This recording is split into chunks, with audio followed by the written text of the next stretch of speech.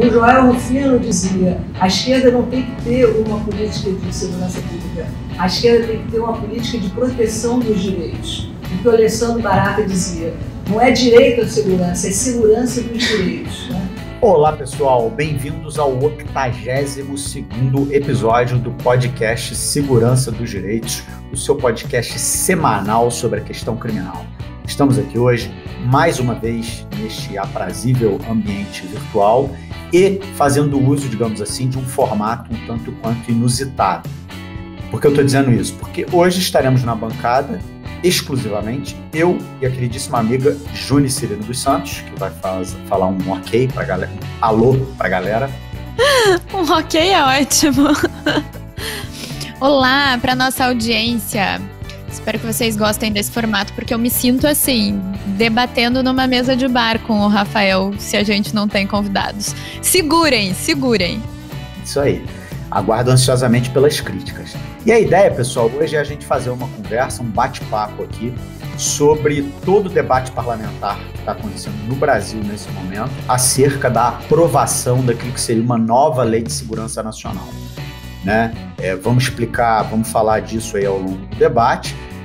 Não é propriamente uma nova lei de segurança nacional, a ideia é que sejam acrescentados dispositivos ao Código Penal vigente, mas enfim, a ideia é que exista uma mudança no regramento dessa questão.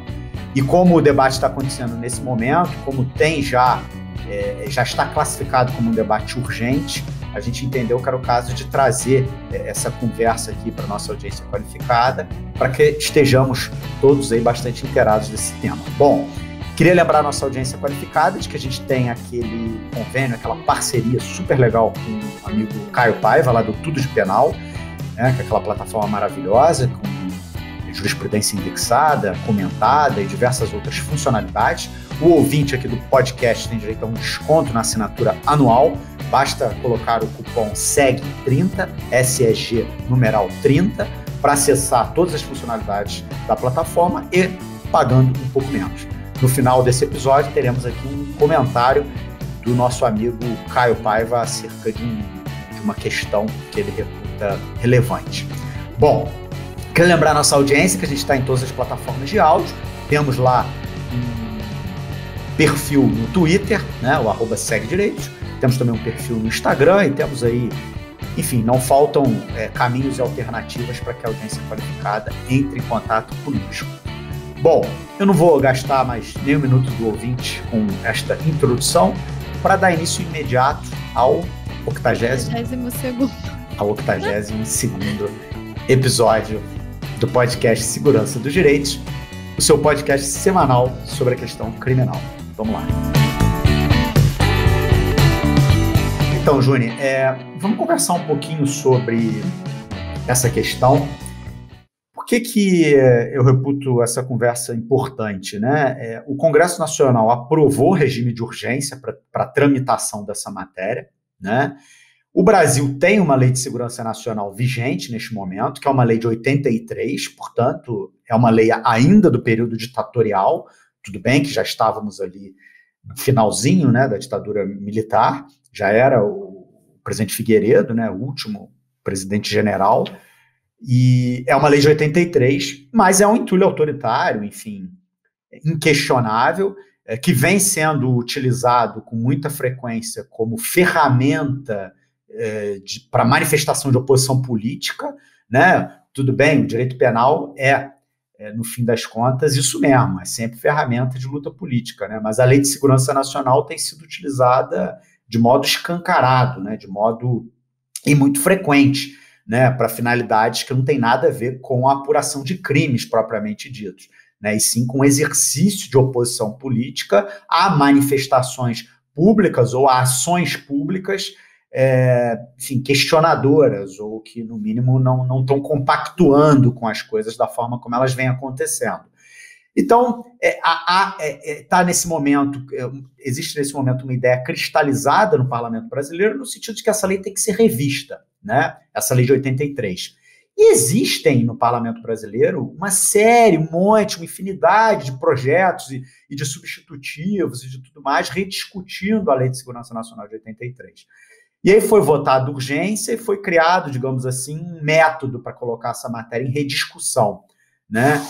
Neste momento em que vos falo, quer dizer, no dia 22 de abril, aproximadamente às 11h30 da manhã, o que está valendo, ou que será muito provavelmente colocado em discussão, é um substitutivo ao projeto de lei número 2462 de 91, ao qual estão apensados outros 4 projetos de lei, o 6764 de 2002, o 3064 de 2015, o 3550 de 2020 e o 3864 de 2020. Quer dizer, hoje, este seria hoje o estado da arte, né, desse debate parlamentar.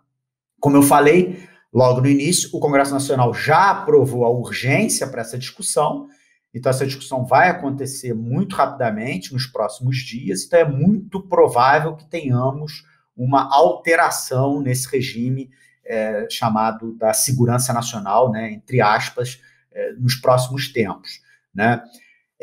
Qual que é a proposta que está hoje colocada no Congresso? É uma proposta de revogar a lei de 83 e introduzir dispositivos ao Código Penal, introduzindo, então, novos tipos penais que estariam ali sendo usados para substituir os tipos penais que existem na lei de 83. Na verdade, estão inserindo alíneas ao artigo 359 do Código Penal, né? A, B, C, D, E, F, enfim, várias alíneas lá ao artigo 359, para poder inserir aqueles dispositivos que antes estavam, de uma forma ou de outra, colocados na lei de 83.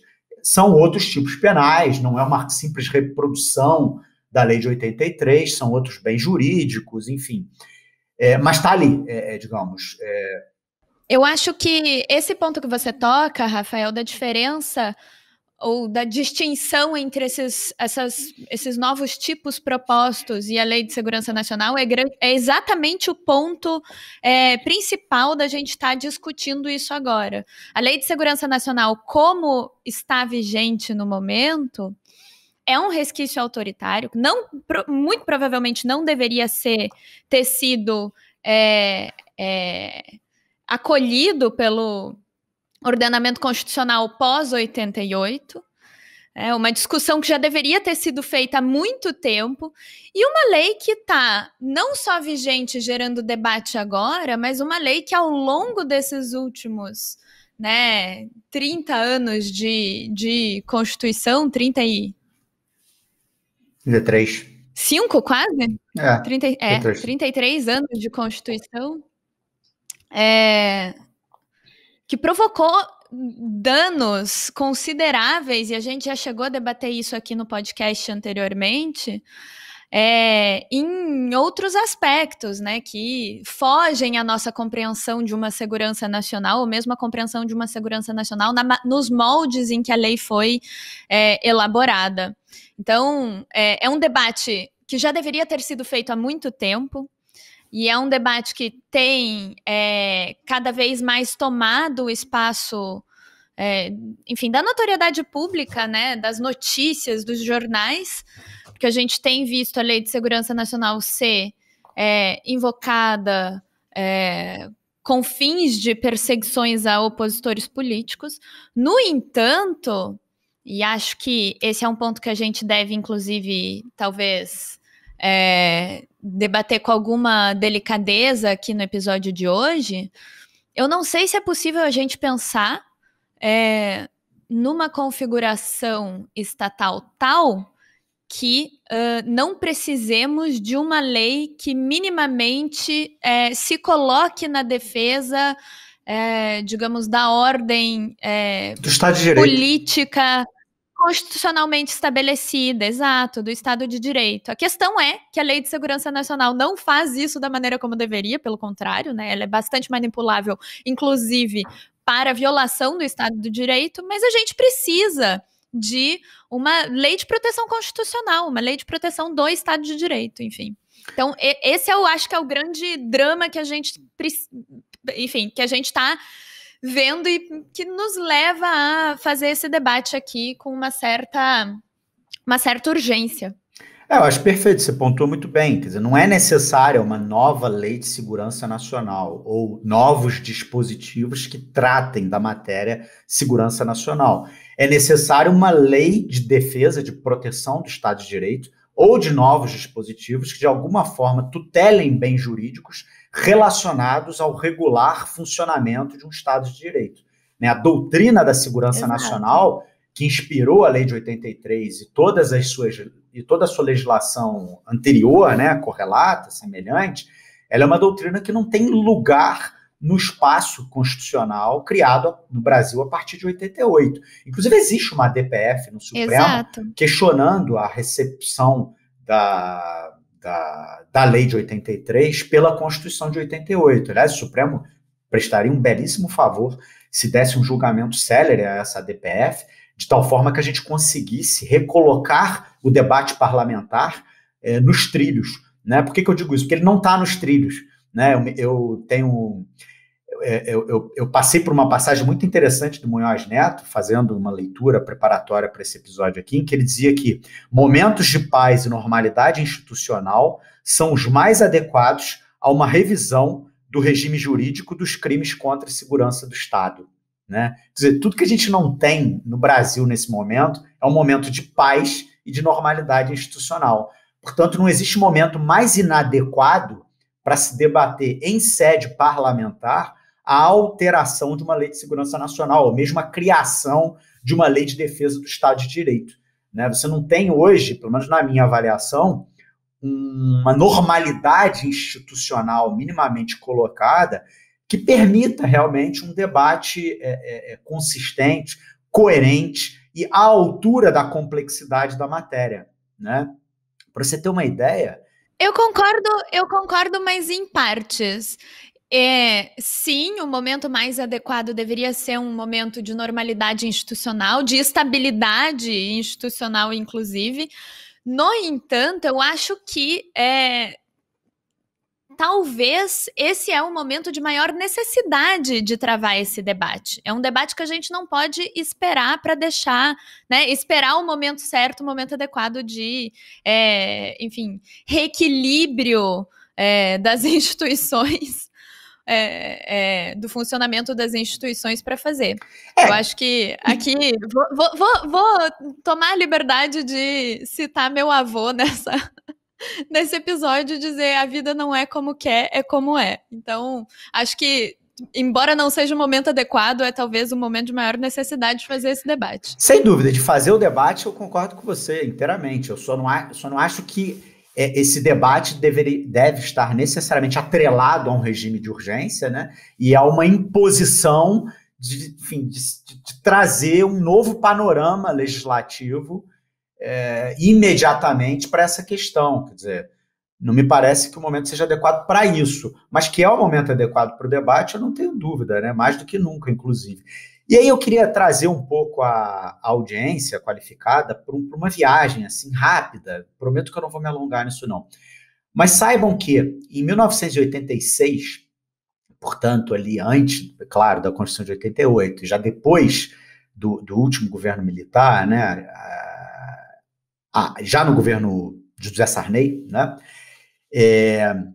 foi criada uma comissão de juristas formada por ninguém mais, ninguém menos que Evandro Lise Silva, Evaristo de Moraes, René Ariel Dott e o professor Nilo Batista, coordenada, por sua vez, pelo Zé Paulo Cavalcante.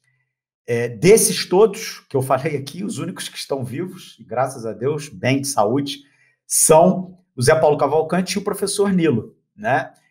Que participaram, então, de uma comissão de juristas criada com a finalidade de escrever um anteprojeto de uma nova, daquilo que poderia ser uma nova lei de segurança nacional, né? Eles escreveram um anteprojeto maravilhoso e esse anteprojeto também contou com uma justificativa, né? Uma justificativa daquelas que não se fazem mais, né? Uma justificativa daquelas que fazia um debate amplo, geral e restrito com a matéria, né? Do ponto de vista teórico, do ponto de vista dogmático, né? Aquelas justificativas que poderia ser tranquilamente transformadas em artigo acadêmico de peso, de fôlego, para esse debate. Bom, faço uma reparação minha aqui desde logo, né? Esse anteprojeto, de forma alguma, nominou essa nova lei como uma lei de segurança nacional, mas desde sempre como uma lei, um anteprojeto destinado a definir os crimes praticados contra o Estado de Direito Democrático. Né? Então, de largada, foi abandonada. É uma substituição à Lei de Segurança Nacional, Exato. não uma nova Lei de Segurança Nacional. Isso é uma distinção importante, né? Exato. E esse anteprojeto é um anteprojeto incrível, porque ele tinha uma coerência, também nada se esperar diferente desses autores, né? Mas ele tinha uma coerência, tinha uma divisão topológica muito clara, tinha uma coerência na questão da definição dos bens jurídicos, né? Na ordem dos crimes, e, digamos, trazia isso numa legislação específica, né? Não pretendia mudar o Código Penal, não pretendia acrescentar dispositivos ao Código Penal. Eu confesso que eu sou mais simpático a essa ideia de ter uma lei própria de defesa do Estado Democrático, de direito, uma lei própria de defesa do Estado de Direito Democrático, do que alterações ao Código Penal. Porque eu acho que alterações ao Código Penal a gente deve fazer com uma matéria que está absolutamente decantada, né? Uma matéria que está absolutamente sedimentada, né? Tipos penais relativos à defesa de um Estado de Direito Democrático são tipos muito suscetíveis a debates de natureza política, a debates que dependem do momento, que dependem da conjuntura e que, portanto, podem estar sendo frequentemente ali suscetíveis a alterações, a mudanças, e talvez colocar isso no código me parece que não é um espaço legislativo muito adequado, justamente por essa suscetibilidade ao regime político de momento. Mas, enfim, essa é uma outra questão. O fato é que esse anteprojeto de 86, e aí quem da audiência qualificada tiver interesse em lê-lo, em conhecê-lo, dá um alô lá que a gente manda, eu tenho ele em Word já, eu transformei em Word. Esse projeto de 86, ele trazia, né, não só na sua tipologia, mas também no seu texto de justificativa, questões e alertas muito interessantes, Júnior. Um deles ali dizia de cara que você não pode, de forma alguma, confundir a defesa do Estado com a defesa dos aparelhos do Estado, né? De tal forma que o anteprojeto já de largada dizia, olha, essa lei aqui é uma lei que tem que proteger os elementos constituintes do Estado Nacional, tais como a nação, a integridade territorial, a sua soberania. Não há de ser uma lei de proteção ao poder instalado, mas sim uma lei de defesa do poder legitimamente constituído. Havia uma preocupação nesse anteprojeto fundamental com a questão do respeito absoluto e restrito ao princípio da reserva legal, né? Que é um princípio fundamental do direito penal liberal e que esse anteprojeto prestigiou o tempo inteiro, né? No sentido de criar tipos penais que não funcionassem como uma espécie apenas de inspiração ao juiz ou ao tribunal que fosse aplicar aquela lei. Porque se vocês forem ler a lei de 83, por exemplo, ou se vocês lerem leis anteriores, ou se vocês lerem o substitutivo que está para ser aprovado no Congresso Nacional a qualquer momento, vocês vão ver que eles comportam uma redação tão fluida, tão aberta, que o que está colocado ali não é um crime, é uma inspiração para o juiz ou para o tribunal aplicar. Quer dizer, o juiz pode se inspirar na lei de 83, o juiz pode se inspirar em tipos que estão colocados lá nesse projeto que vai ser colocado em votação pelo Congresso Nacional, porque não são tipos fechados, são tipos fluidos, são tipos abertos. E tem um espaço ali para atividade hermenêutica do juiz absolutamente extenso. E isso é muito perigoso, obviamente, porque se você acaba entregando ao Poder Judiciário uma tarefa que está para muito além da mera subsunção do fato à norma. Uma tarefa que está ali, que mais parece a própria construção da norma penal em si diante de um caso concreto, né? É um movimento que fere por si só o Estado de Direito, né? Ironias à parte, mas é uma lei que está colocada a pretexto de proteger o Estado de Direito Democrático, mas que ela permite uma abertura hermenêutica tão grande, tão escancarada, tão esgarçada, tão fluida, que o que se está a fazer ali, na verdade, com ela é a sua própria antítese, né? Quer dizer, é a própria negação do Estado de Direito através da aplicação de uma tipologia penal tão aberta assim. Então, isso me preocupa muito. E eu estou falando isso para dizer o seguinte, lamentavelmente, Juni e audiência qualificada, esse anteprojeto, feito lá em 1986, por essa comissão de notáveis, coordenada por Zé Paulo Cavalcante, à época o ministro da Justiça era o Fernando Lira, esse anteprojeto não é inspiração do debate parlamentar que está acontecendo nesse momento. Eu acho isso... É impressionante o parlamento brasileiro se dar ao luxo de prescindir ou de ignorar uma obra legislativa, né, doutrinária desse porte em favor de outras, com todo respeito às outras, mas que não tem o mesmo nível, não tem a mesma densidade, não tem a mesma inflexão, não tem... Enfim, é uma coisa diferente. E eu acho que é muito curioso que o Congresso brasileiro se dê ao luxo, né, de não olhar para esse anteprojeto lá de 80. Claro que é um anteprojeto que tem que sofrer adaptações, evidente, né? Ele foi um anteprojeto escrito antes da Constituição de 88, né? No final, logo depois do fim da ditadura militar, no primeiro ano de governo civil da nova república, digamos assim. Então, é claro que é um projeto que tem que passar por uma série de adaptações, mas seria um pontapé inicial maravilhoso e muito adequado para discutir esse tema, que é um tema de tanta relevância, né, para a própria democracia brasileira desse momento, né? Então, assim, fica aqui o meu lamento e o meu registro e a minha oferta à audiência qualificada atenta, que quiser ter acesso a esse material, a gente pode disponibilizar tanto o anteprojeto em si, quanto a sua justificativa, né? E sabe uma coisa, Júnior? Eu reli, né, esse projeto, reli esse anteprojeto para se preparar um pouco aqui para esse bate-papo que a gente está tendo. E tem umas coisas ali muito interessantes, né, que, para além de uma lei feita por juristas, enfim, completamente atentos à estrutura, né, de um tipo penal, a estrutura adequada, a proteção de bens jurídicos, a correta localização dos tipos, as escalas penais, né, são escalas penais muito proporcionais e muito razoáveis, coisa que não se vê, por exemplo, nesse projeto que está em vias de ser aprovado, ou está em vias de ser votado lá no Congresso Nacional, né? Você tem escalas penais... Essa foi uma observação que eu também fiz, assim, com relação ao projeto que está no Congresso agora. É uma escala muito, assim, pouco convencional. É bastante interessante você ver o quanto, enfim, é uma variação de pena muito absurda, assim. É isso. São escalas penais nunca vistas antes.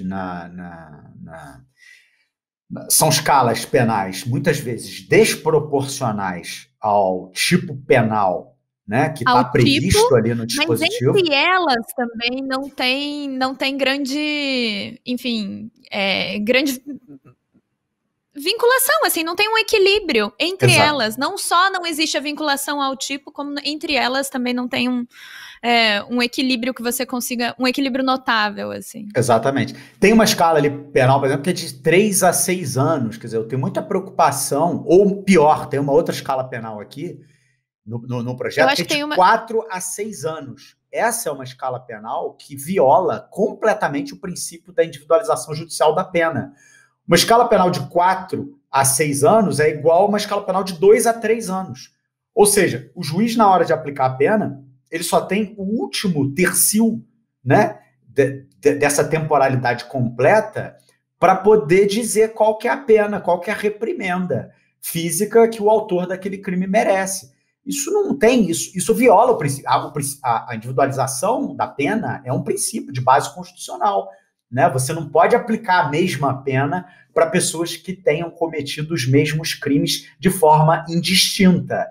a pena, a dosagem da pena, ela leva em consideração uma série de fatores, né? Depois que o juiz conclui pelo cometimento do crime, ele vai avaliar o grau de culpabilidade, ele vai avaliar o artigo 59, ele vai avaliar as circunstâncias do crime, os motivos, enfim, uma série de coisas que conformam a pena mais ideal. O ideal, claro, é sempre que o juiz se aproxime o máximo que ele puder da escala mínima, né, da pena mínima, mas é claro que ele tem que ter ali um espaço, né, daí a chamar uma escala penal adequada à fixação mais perfeita daquela pena. Agora, uma pena de 2 a 3 não tem espaço nenhum. Ou o juiz dá 2, ou ele dá 2 e 6 meses, ou ele dá 3 anos, que é a pena máxima, que também é um pouco excrescência, né? Pena máxima é sempre uma coisa raríssima, né, de se ver na minha vida mesmo profissional. Eu nunca vi uma pena máxima, né? Porque realmente há de ser reservada para hipóteses excepcionalíssimas. Esse anteprojeto ele tem escalas muito curtas, né? E por que curtas? Inviabilizadoras me lembra muito a Lei Serra, que tinha aquelas, que aliás foi até declarada em parte, né, inconstitucional pelo Supremo, que tinha aquela escala 10 a 15 anos, né, de prisão, 10 a 15 anos. O juiz partia de 10 e podia chegar só a 15. É uma coisa meio...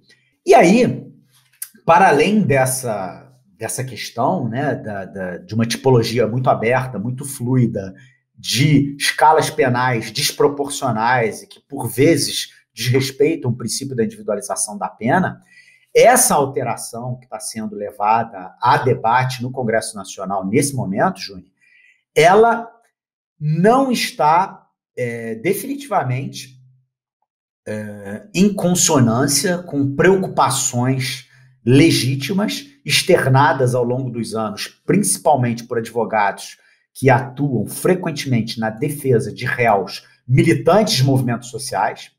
Ela não está antenada com essa preocupação no sentido de criar tipos penais ou de criar salvaguardas legais que impeçam a criminalização da atividade política ou da atividade político-partidária ou da atividade política a partir das trincheiras dos movimentos sociais. Essa é uma preocupação muito grande, é uma preocupação que me persegue na minha vida profissional, inclusive, na sua, tenho certeza que também, quer dizer, toda vez, eu já lidei com lei de segurança nacional contra militantes de movimento social algumas vezes e vi de forma muito clara, de forma muito escrachada, esses tipos penais abertos serem usados como justificativa não de imputação de crimes propriamente ditos, mas sim justificativa para o exercício do controle social. Justificativas jurídico-penais, na verdade, eu vi dispositivos de natureza jurídico-penal sendo utilizados como ferramenta de luta política para o exercício de oposição política à militância de movimentos sociais. E uma coisa que qualquer alteração à Lei de Segurança Nacional de 83 ou qualquer criação de um novo regime de lei de Estado de Direito Democrático deveria observar seria a necessidade de criação dessa salvaguarda. Veja, Júnior, uma coisa, o Estado Novo... Que é aquilo que eu comentei no começo, né, Rafael? Que a Lei de Segurança Nacional, ela vem sendo usada como uma forma de repressão a manifestações sociais, de um modo geral, e não estou me referindo somente às, enfim, manifestações mais recentes de oposição às políticas de governo, enfim, que resultaram na utilização da Lei de Segurança Nacional para calar diversas, enfim, manifestações individuais, como a gente tem visto, especialmente de 2020 para cá, mas historicamente a Lei de Segurança Nacional tem sido usada para isso, né? Isso é algo que o Lucas Sada comentou com a gente no episódio sobre terrorismo, que a gente teve aqui no Segurança dos Direitos,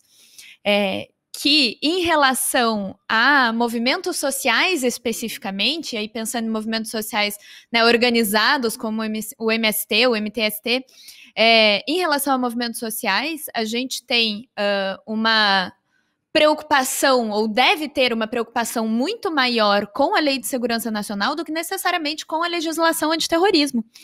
E isso já diz muito sobre, digamos, os fins aos quais, enfim, se dirigem a Lei de Segurança Nacional, a sua apropriação, no mínimo.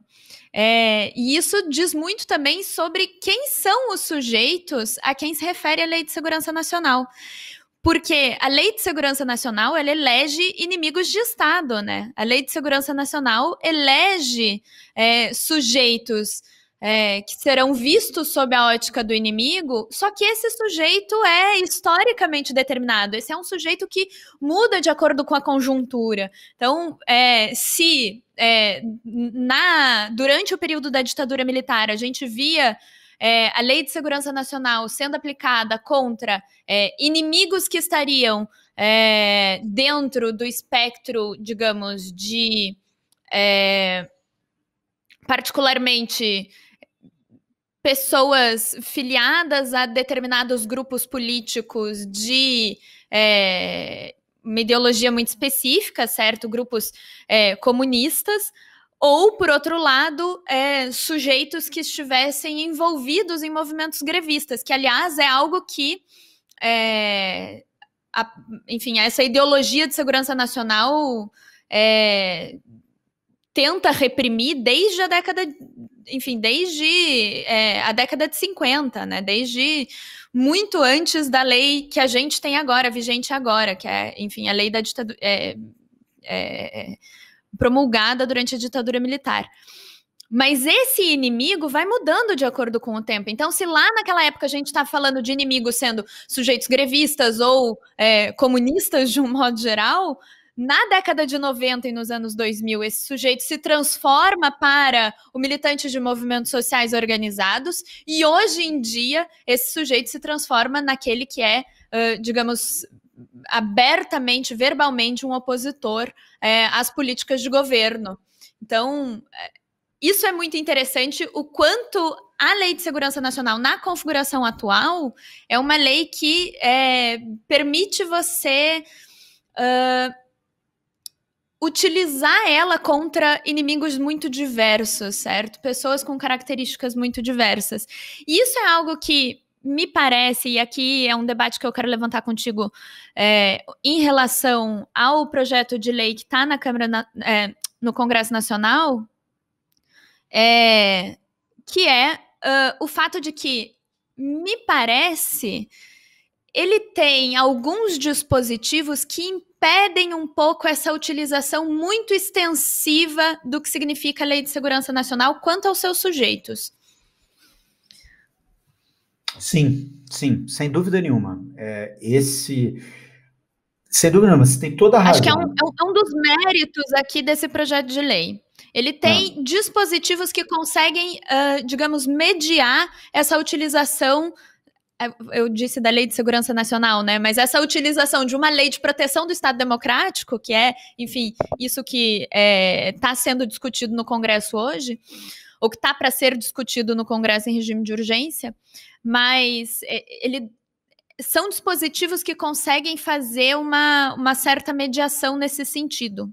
Então, acho que, embora seja um projeto bastante questionável em diversos sentidos, tem minimamente digamos, um elogio a ser feito nesse sentido. Eu acho que o projeto, ele, enfim, embora possa ter essa nota positiva, vamos dizer assim, né, ele se ressente de muitas coisas ainda, né, quer dizer, é um erro, é um equívoco não descrever de uma forma geral um elemento subjetivo do tipo, né, um elemento especial que habilite a aplicação daqueles tipos penais que estão colocados lá. É bem verdade que esse projeto tenta fazer isso em alguns tipos específicos, embora ele não anuncie, como aliás a lei de 83 fazia, né? Embora ele não anuncie de uma forma geral a exigência de uma motivação específica, alguns dos seus tipos trazem especificamente a exigência dessa motivação, mas outros não trazem. E eu acho que essa motivação, ou seja, essa finalidade específica, que deve ser atentatória ao Estado Democrático de Direito, ela deve estar presente, porque é isso que deve habilitar o uso desses tipos penais. É a intenção de atentar contra o Estado de Direito, né? Esse dolo específico, né? Essa vontade específica, né, de atentar contra o Estado de Direito. Isso é uma coisa que estava, por exemplo, na Lei de 83, que estava muito bem colocada nesse anteprojeto de 86 e que está ausente desse projeto atual. Né? Da mesma forma, os objetivos do agente e da mesma forma a exigência de uma lesão, seja real ou seja potencial. É evidente que tipos de defesa do Estado de Direito não precisam exigir lesões potenciais, lesões reais ao bem jurídico. É perfeitamente possível aceitar-se tipos que ensejaram apenas lesões potenciais. É o caso, por exemplo, do tipo do golpe de Estado. Né? É claro que se você exigir lesão real por golpe de Estado, acabou, né? Você não vai ter como punir, porque o golpe já vai estar dado, né? Basta exigir lesão potencial, evidentemente que sim. Né? Tanto até que eu acho que corretamente, né, no projeto que está sendo discutido no Congresso, o que se pune até é a tentativa de golpe de Estado. Claro, né, o crime de tentar golpe de Estado por si só, ele se consuma com a tentativa, né? Isso faz todo sentido. Isso vem de uma tradição legislativa que remonta ao Código de 1890, inclusive, mas é corretíssimo. Agora, pensando nisso que você está falando, Júnior, de como que os movimentos sociais continuam vulneráveis, né, de como a militância continua vulnerável e de como os opositores políticos da conjuntura continuam vulneráveis, você tem toda a razão. Sabe que essa vulnerabilidade ela foi, de certa forma, resolvida pela Lei de Segurança Nacional de 53, de Getúlio. Né? A Lei de Segurança Nacional do Estado Novo era terrível, né? Como, aliás, tinha que ser mesmo, né? Era Estado Novo, afinal de contas. Mas o Getúlio renovado, o Getúlio de 53, fez uma Lei de Segurança Nacional muito interessante, que ela continha, ela Lei 1802 de 53, ela continha no seu artigo 37 aquilo que se convencionou chamar de uma norma interpretativa. Era um artigo que dizia simplesmente o seguinte: olha, nenhuma das disposições desta lei será aplicada de modo a embaraçar ou a frustrar o exercício do direito de greve.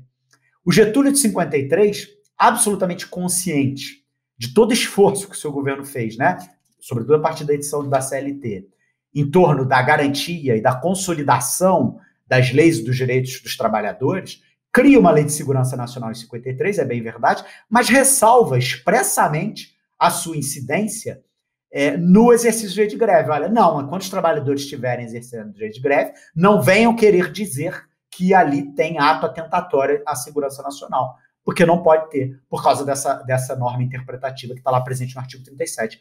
Essa era uma coisa que a gente poderia... O que não significava, e isso... aqui um parênteses muito rápido, muito breve, o que não significava que não existia uma repressão aos movimentos grevistas naquele momento, apenas que não era uma repressão a partir da Lei de Segurança Nacional. Acho que isso é importante pontuar. Perfeito, exatamente. E essa norma interpretativa é uma norma que poderia servir de inspiração para o legislador de hoje. Né? Lá no projeto que está para ser debatido, está para ser votado no Congresso Nacional, você até tem lá no artigo 359-M, salvo engano, uma ressalva, né? Uma ressalva relativamente ao tipo de insurreição.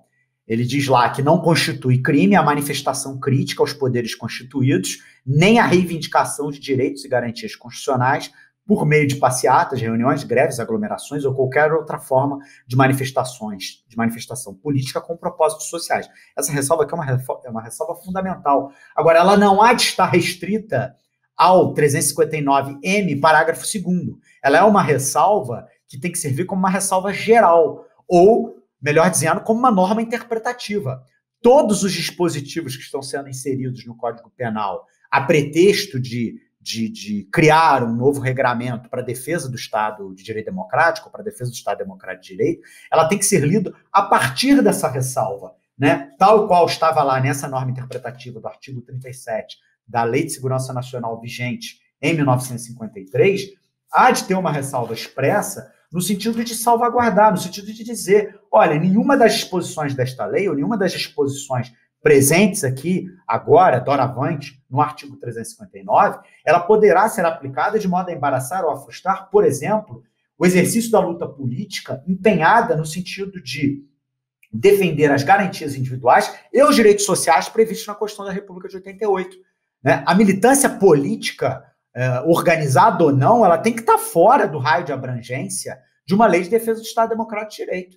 Né? Evidentemente, né? A militância política indígena, quilombola, negra, partidária, defesa da reforma agrária, defesa do direito à moradia digna, e qualquer que seja, ela não pode estar, de maneira nenhuma, não pode se cogitar de que dispositivos de uma lei de defesa do Estado Democrático de Direito abranjam esse tipo de atividade. Como, aliás, já foi feito à luz da Lei de Segurança Nacional de 83. O movimento dos trabalhadores rurais sem terra já foi criminalizado algumas vezes com base em dispositivos da Lei de Segurança Nacional de 83, porque estavam ali lutando pela defesa da reforma agrária. Né? Estavam lá lutando para realizar o Estado de Direito. Né? E estavam sendo enquadrados na forma da Lei de Segurança Nacional. Como assim?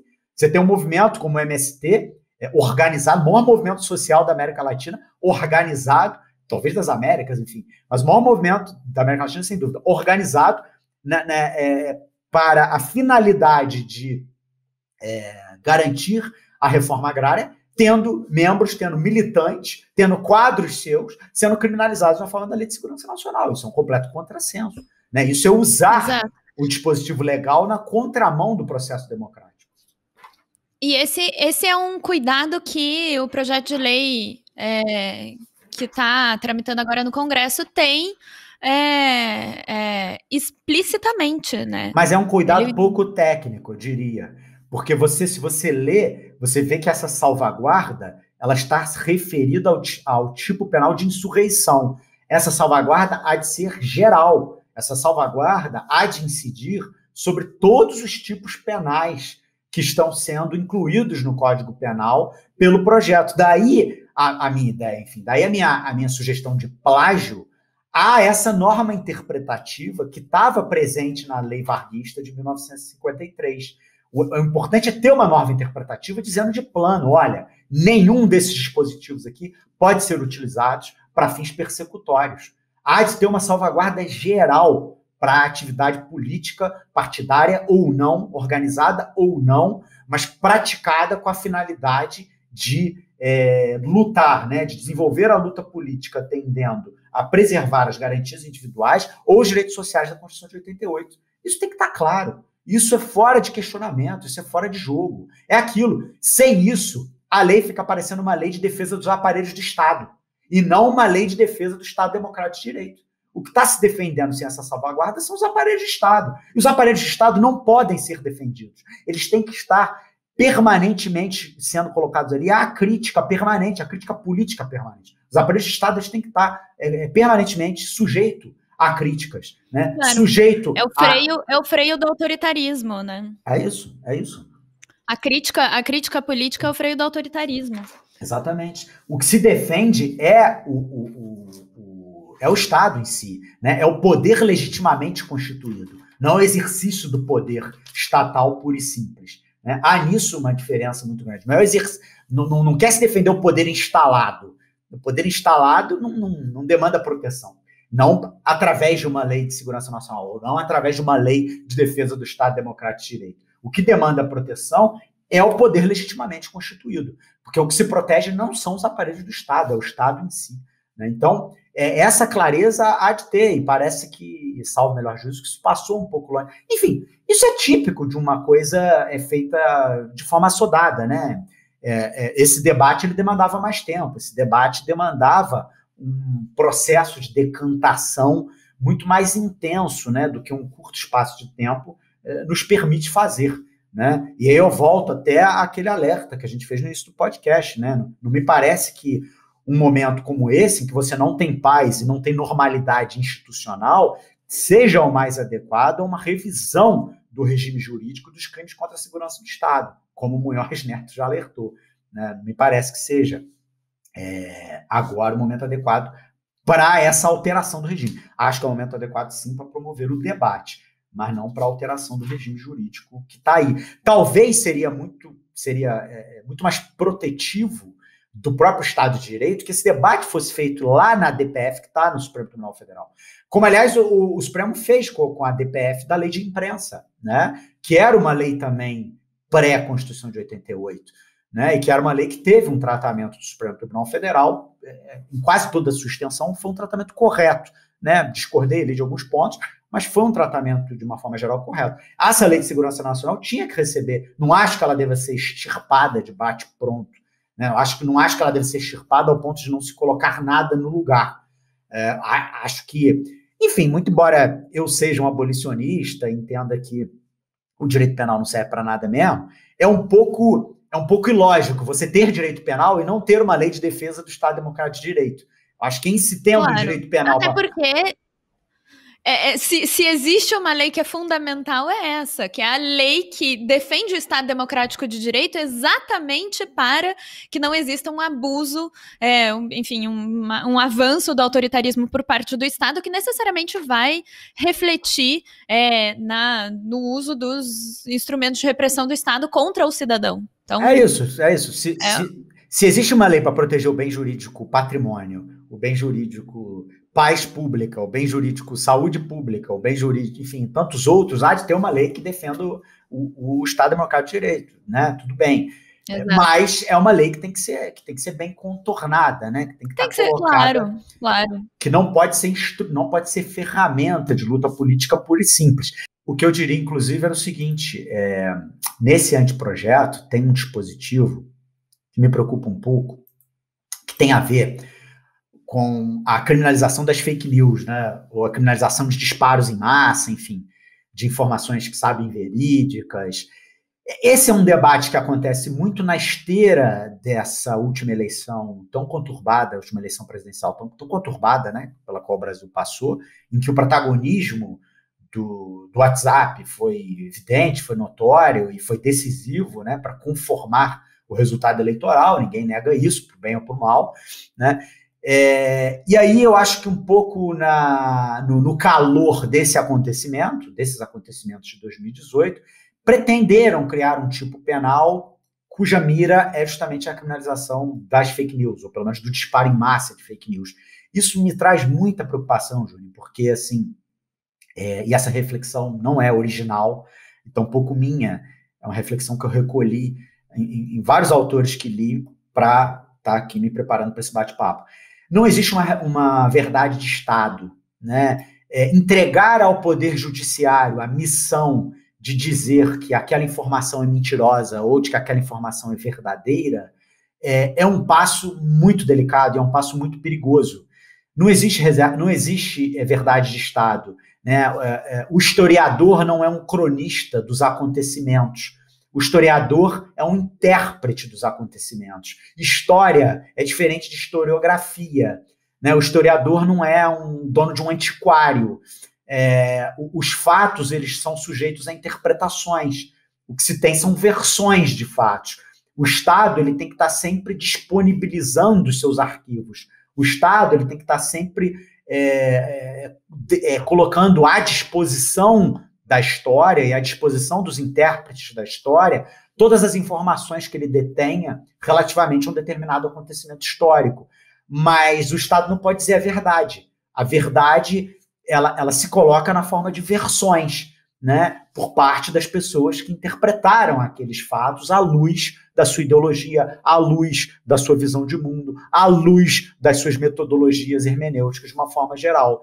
Criminalizar a fake news pura e simplesmente significa entregar ao Estado juiz a missão de dizer a verdade sobre um fato. E eu entendo que isso pode ser colocado de forma muito clara em exemplos pitorescos, mamadeira de piroca.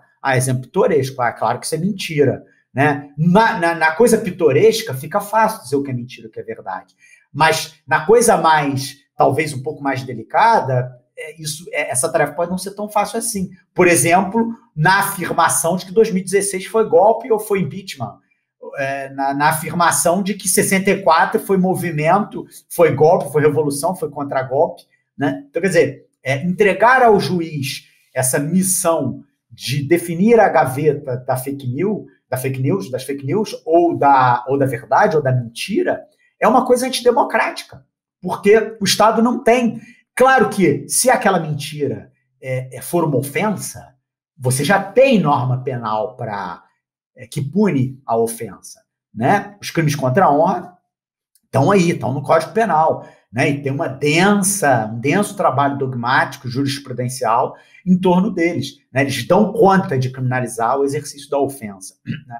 Agora, você de querer que o juiz, a quem se destinar aquela prova, aquela ação, aquela iniciativa, aquela investigação, dizer se aquilo é verdade, se aquilo é mentira, portanto, se aquilo pode ser enquadrado na forma de uma lei de defesa do Estado Democrático de Direito ou não, é um passo muito perigoso. E é um hipeремpoderamento do Poder Judiciário, não vou dizer sem precedente, porque o Poder Judiciário brasileiro está empoderado até o último fio de cabelo, mas é um hiperempoderamento delicado, né, na medida em que ele coloca o juiz, ou coloca a boca do juiz numa posição supremacista. Essa é uma expressão infeliz, mas numa posição hegemônica, melhor dizendo. Uma posição absolutamente hegemônica. Supremacista historiográfico. Exatamente. Então me preocupa muito. Eu acho que esses disparos em massa, né, isso tem que ser regulamentado de forma muito clara.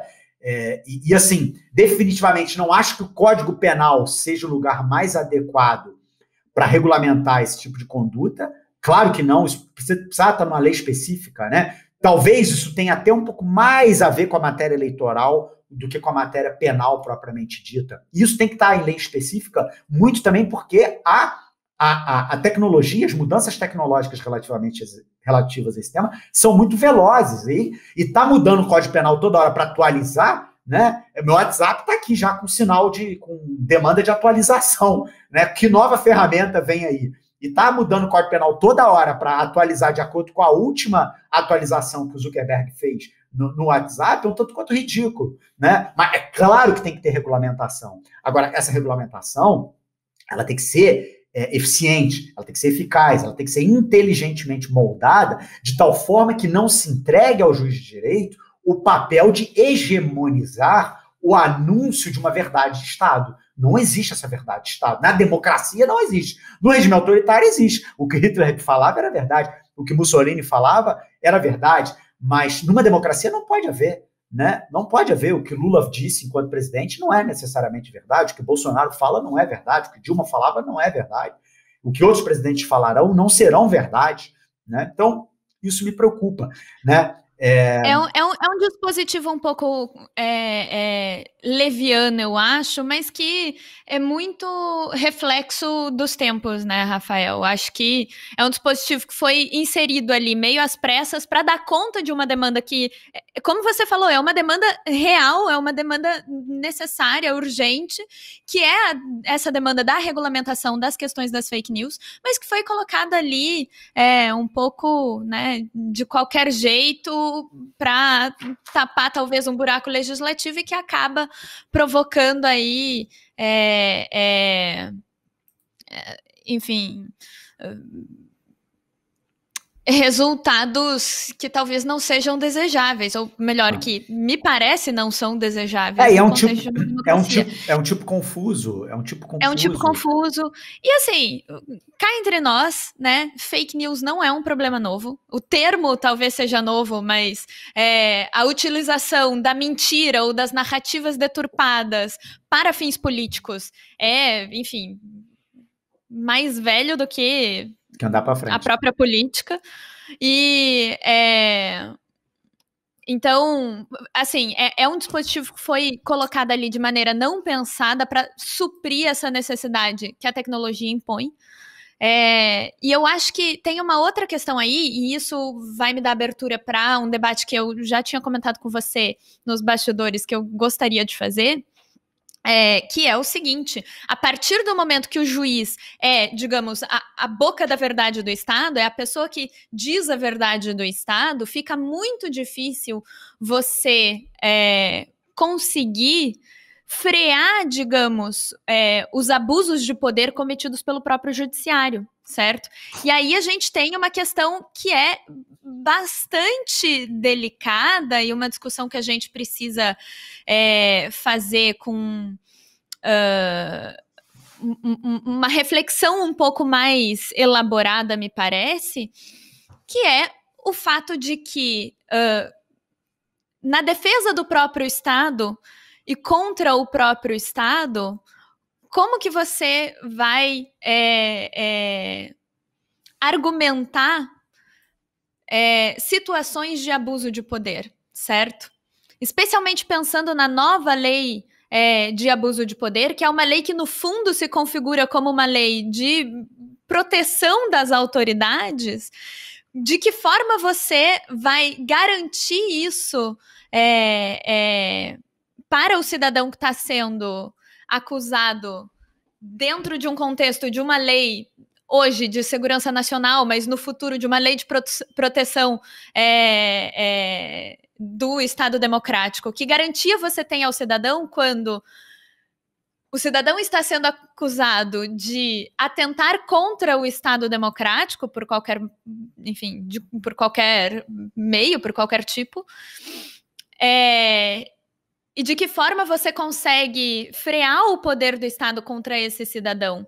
E eu acho que aí entra, de novo, essa discussão que você tinha levantado, da necessidade de você ter um tipo regulador, um tipo que estabeleça um limite de atuação democrático para o cidadão na crítica ao governo e etc., justamente para impedir, digamos, o abuso de autoridade na defesa de um Estado democrático, certo? Eu não sei se eu me fiz clara na discussão que eu quero levantar aqui. Não, super claro. Inclusive, eu acho que esse debate de uma lei sobre a defesa do Estado democrático, ele tinha que ter sido feito junto com o debate da lei de abuso de autoridade, né? Ele tinha que ter sido feito... Exato, porque coloca o Estado em contradição, certo? Porque, afinal de contas, se o Estado está na defesa do Estado democrático de direito, de que forma você pode apontar alguma irregularidade com relação ao abuso de autoridade, certo? Existe abuso de autoridade na defesa do Estado democrático de direito? É isso, mas é impressionante como o processo... E me parece que existe, certo? Na medida em que existe um espaço ali de uma criminalização politicamente motivada num sentido mais estrito, eu acho que você pode falar num abuso de autoridade nesse sentido, mas fica uma situação muito difícil, né? Enfim, um argumento muito difícil de ser sustentado. Sem dúvida, sem dúvida. Isso reflete muito um dado da cultura política brasileira, né? Que é o fato de que a gente está sempre discutindo reformas legislativas ao reboque de casos concretos. Né, ao reboque de acontecimentos recentes. Né? Se a gente pegar toda a legislação brasileira, toda a legislação extravagante, né, você vai ver que ela está sempre invariavelmente conectada a fatos de anteontem. Né? Geralmente havia já um projeto, existiam já vários projetos tratando do tema, aí aconteceu alguma coisa que foi manchete no jornal, e aí o parlamento corre atrás daquilo para dar uma resposta rápida à sociedade relativamente ao regramento daquela matéria. Isso tem produzido distorções legislativas muito grandes, né? Muito grandes e muito perigosas. Né? Talvez uma exceção justa a essa regra, ou a esse costume, seja a Lei Maria da Penha, né? Que embora guarde relação com as violências que foram sofridas pela Maria da Penha, né? Pela ativista Maria da Penha, pessoa, enfim, fundamental para o debate político brasileiro, embora tenha relação direta com esse fato, foi uma lei hiper debatida, né, super debatida, né, em vários estados, que pode ter defeitos, mas que tem muito mais qualidade, mas o fato é que foi uma lei fruto de um debate parlamentar, de um debate público, né, de audiências públicas, uma coisa intensa. Tudo que não está se fazendo, isso me ocorreu agora, eu acho que é uma comparação muito pertinente, tudo que não se faz agora com essa lei de defesa do Estado Democrático de Direito. Né, eles deviam conversar lá com o pessoal que promoveu tantos debates sobre a Lei Maria da Penha para ver esse método e ver como é que isso dá certo, né, e repensar essa forma de elaborar, né, leis Pois é, porque parece que, de repente, nessa quadra histórica, a necessidade de você revogar a Lei de Segurança Nacional se tornou tão grande que prescinde esse debate. Não deveria, mas acaba prescindindo. E é esse exatamente o prejuízo que a gente tem por não ter feito essa discussão lá atrás, por não ter feito a discussão sobre a recepção constitucional da Lei de Segurança Nacional. E convenhamos também, né, Júnior? O fato é, pelo menos os acontecimentos públicos mais relevantes, né, recentes, que tiveram a ver com a aplicação arbitrária da Lei de Segurança Nacional, eles foram resolvidos no judiciário. Ou seja, o ordenamento jurídico brasileiro hoje tem equipamento, dispõe de ferramentas suficientes para remediar esse problema que é o mau uso de uma Lei de Segurança Nacional anacrônica. Né? O que eu quero dizer com isso é o seguinte, ela tem que ser revista, a Lei de 83 tem que ser revogada. É preciso colocar alguma coisa no lugar, é preciso pensar assim mas isso pode ser feito com parcimônia, isso pode ser feito com cautela, isso pode ser feito de forma refletida. E enquanto isso não foi feito, o judiciário tem condição de resolver problemas pontuais que eventualmente existam a partir de uma aplicação arbitrária, autoritária e inadequada da lei vigente. Né? Bom, falamos a beça, né? Acho que sim. E com isso a gente encerra. Eu ia propor, Júnior, que a gente fizesse aqui, cada qual, a indicação de um livro para a nossa audiência qualificada. A gente não faz isso nos episódios que a gente toca, né? Em que a gente funciona ali como anfitrião. Mas acho que, já que estávamos só nós dois aqui, nesse aprazível bate-papo virtual, a gente podia... Tô vendo que você está fazendo cara aí de intrigada, porque a gente não combinou isso antes da gravação, mas enquanto eu vou falando, você vai pensando. E eu já até tenho a minha dica na ponta da língua, que é um livro muito interessante que eu li recentemente, que é um livro... Na verdade, eu confesso à audiência qualificada que eu li uma parte dele.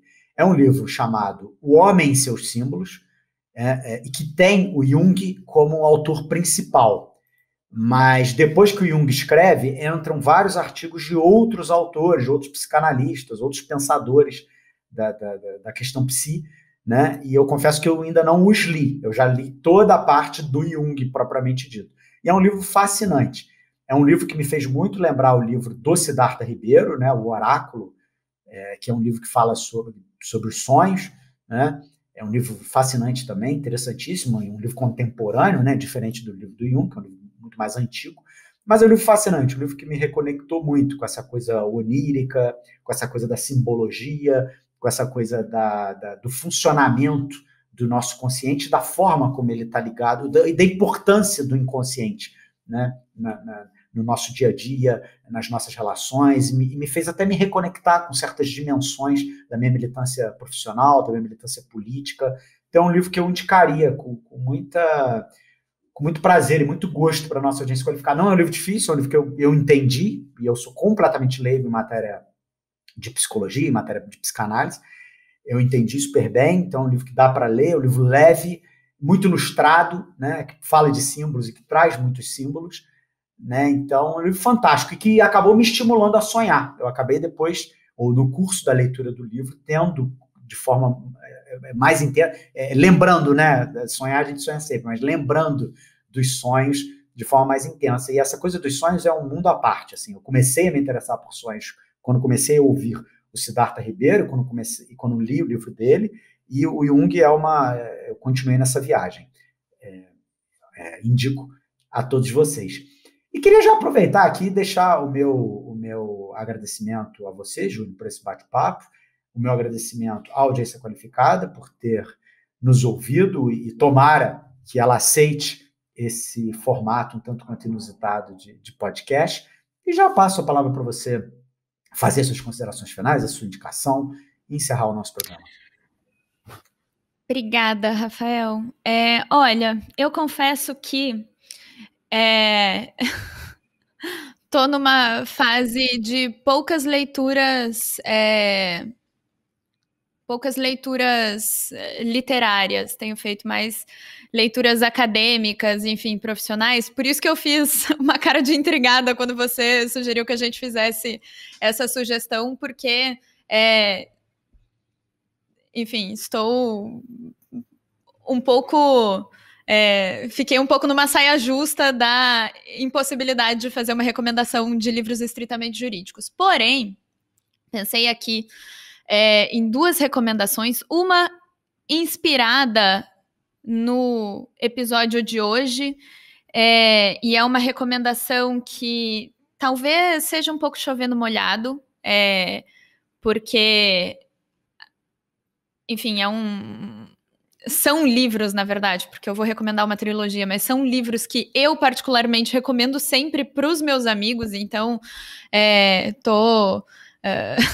quem me conhece está calejado já de ouvir essa sugestão, que é recomendar a trilogia do Jorge Amado, Os Subterrâneos da Liberdade. São 3 livros que o Jorge Amado escreve imediatamente após a Era Vargas e narrando um pouco, digamos, o cenário político naquele momento, com personagens de diferentes estratos econômicos e sociais, de diferentes atuações políticas, mas todos eles bastante envolvidos na política. Então, acho que um pouco inspirado nessa crítica que a gente faz à Lei de Segurança Nacional, esse é um livro essa é uma trilogia bastante interessante de ser lida. Então, Os Subterrâneos da Liberdade, do Jorge Amado. Mas eu confesso que essa foi uma ideia meio de momento, porque a minha primeira ideia e a minha grande recomendação para o episódio de hoje é um livro muito interessante, mas que eu não poderia recomendar ele sozinho, exclusivamente, porque é um livro que acho que ainda não tem tradução para o português. Então, já faço minha meia-culpa aí com uma recomendação dupla, porque esse livro realmente é um livro muito recente, que foi publicado pelo jornalista americano Adam Cohen, que se chama Supreme Inequality. Acho que é a Batalha da Suprema Corte... A Batalha da Suprema Corte por uma América Mais Injusta, se eu não me engano, é o subtítulo do livro, ou algo nesses termos, numa tradução livre. É um livro muito interessante, por ser um livro escrito por um jornalista, é uma leitura leve, então não estritamente jurídica, embora ainda vinculado à temática jurídica, mas é um livro muito interessante que sustenta um argumento de que a Suprema Corte norte-americana, ao contrário do que possa parecer, teria levado os Estados Unidos nos últimos 50 anos a um maior nível de desigualdade. É claro que, apesar de um aparente progressismo com relação a questões mais individuais, acaba que a Suprema Corte leva o país com com os seus julgados mais relevantes, digamos, do governo Nixon para cá, acaba conduzindo o país a uma maior desigualdade social e econômica. Então, é um argumento interessantíssimo. O livro é super assim, relevante, não só para o debate internacional, mas também para a gente pensar, enfim, os caminhos da nossa própria Corte Suprema, né, do próprio STF. Não vou me atrever aqui a fazer nenhuma comparação, mas é inevitável, enquanto você lê o livro, fazer esse tipo de comparação, talvez leviana, assim. Mas, enfim, ficam aí as minhas duas sugestões. A sugestão central é Supreme Inequality, do Adam Cohen, mas como eu sei que é um livro que é muito recente, ainda não foi traduzido para o português, eu acredito, deixo a segunda recomendação, a trilogia Os Subterrâneos da Liberdade, do Jorge Amado, que é meu autor preferido em língua portuguesa. E é isso. Espero que a audiência não tenha se sentido enfadada de ouvir só a nossa voz. Espero que a gente tenha, enfim, conduzido vocês aí para uma reflexão no mínimo, interessante, que vocês tenham ficado um pouco mais curiosos acerca dos debates que precisam ser feitos sobre a Lei de Segurança Nacional e uma eventual Lei de Proteção ao Estado Democrático de Direito. E, enfim, é isso. Estamos ansiosos aí pelas críticas de vocês em relação ao formato do episódio de hoje, que, já adianto, não deve ser um formato recorrente, né? Mas, enfim, por questões aí de emergência de pauta, acabamos tendo que lançar mão dessa configuração inusitada. E é isso. Obrigada à nossa audiência e nos vemos na próxima semana. Maravilha! Então é isso, pessoal. Ficamos por aqui. Convido a nossa querida audiência qualificada a permanecer aqui no podcast, porque logo após o encerramento da minha fala vai entrar o comentário do professor Caio Paiva, conforme eu expliquei a todos no início do episódio. Tudo bem? Então é isso, Caio, tá contigo. Um abraço a todos. Olá, amigos. Aqui quem fala é Caio Paiva. Eu sou coordenador do curso SEI e também idealizador do projeto e da plataforma Tudo de Penal. Neste meu rápido comentário, aqui na participação no podcast dessa semana, eu quero conversar com vocês muito rapidamente a respeito de uma majorante do crime de homicídio culposo na direção de veículo automotor. Muito bem, o artigo 302 do Código de Trânsito Brasileiro, ele criminaliza a conduta de praticar homicídio culposo na direção de veículo automotor. Esse artigo, no seu parágrafo 1º, inciso 3, prevê uma majorante do crime de homicídio culposo na direção de veículo automotor, consistente em deixar de prestar socorro quando possível fazê-lo sem risco pessoal à vítima do acidente. Nós temos aqui, portanto, uma majorante, ou seja, uma causa de aumento de pena que tem como respaldo normativo, que tem como fundamentação da sua existência a violação de uma espécie de dever jurídico de solidariedade entre quem causa o acidente, sendo autor do crime de homicídio culposo na direção de veículo automotor, com a vítima do acidente. O assunto mais específico que eu quero discutir com vocês é o seguinte. O STF, em precedente recente, ele entendeu que, abro aspas, para a observância da causa de aumento de pena prevista no artigo 302, parágrafo 1º, inciso 3 do Código de Trânsito Brasileiro, revela-se desinfluente a circunstância de a morte haver sido instantânea, não cabendo ao agente presumir o estado de saúde da vítima e avaliar a conveniência de socorrê-la. Habeas corpus 195.497, relatoria do ministro Marco Aurélio, julgado pela primeira turma do Supremo no dia 23 de março de 2021. O STJ possui precedente no mesmo sentido. Abro aspas.